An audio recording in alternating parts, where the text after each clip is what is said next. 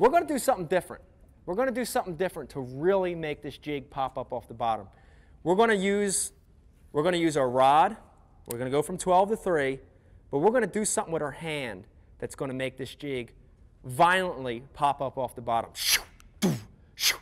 And it's going to make those fish bite.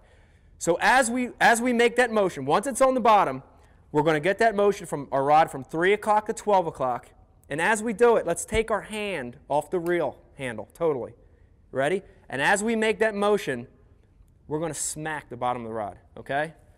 Here you go. This is inertia right here. Okay? So the normal way, let's watch this jig. The normal way is 3 o'clock to 12 o'clock, we lift our rod up. That's going to move the jig. You saw how much ground that covered. But we really want to make it rip up off the bottom. So when that thing hits the bottom, we get our rod from down here. I would definitely move if I was you.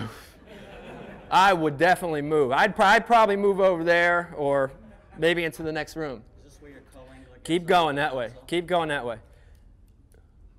Keep going.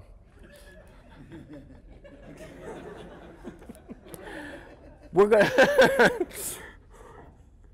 to take our hand off the reel handle, and we're going to smack the bottom of the rod. Here's what it's going to look like. And watch the difference of how far that jig's going to move when we do that.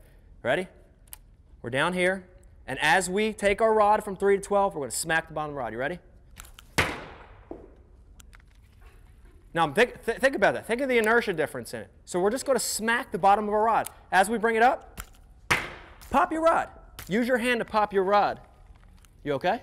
I'm fine. All right. I'm scared, but... And that jig is going to be on the bottom. It's going to hop up. And it's going to make that action of that bait ripping and falling. It's going to make that bass bite. Here's that inactive bass. Doesn't want to feed. It's inactive. He's not hungry. He's kind of looking at it. It gets closer. It gets closer. He's looking at it. His gills kind of flare up. It's the right size. It's the right color. Whack! You've got him.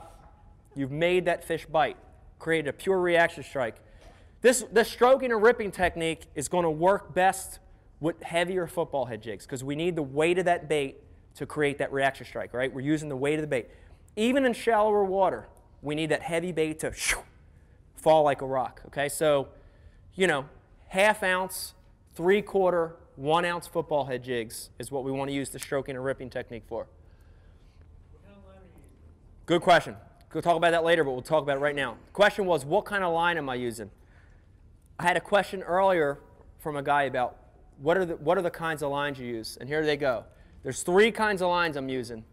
I'm using fluorocarbon, I'm using monofilament, and I'm using superline, like braid. Here's the figure. It's going to be amazing. 70% of the fishing that I'm doing on every technique, power fishing, finesse, all the different techniques, is with what kind of line? Somebody guess. Fluorocarbon. How many people are using fluorocarbon now? It's the real deal, right? Fluorocarbon, let's talk about the benefits of it. What's one? Less stretch, abrasion resistant, it's invisible, sensitive, but what's the biggest reason fluorocarbons change the way we fish? There it goes. Fluorocarbon's dense, right? Fluorocarbon sinks.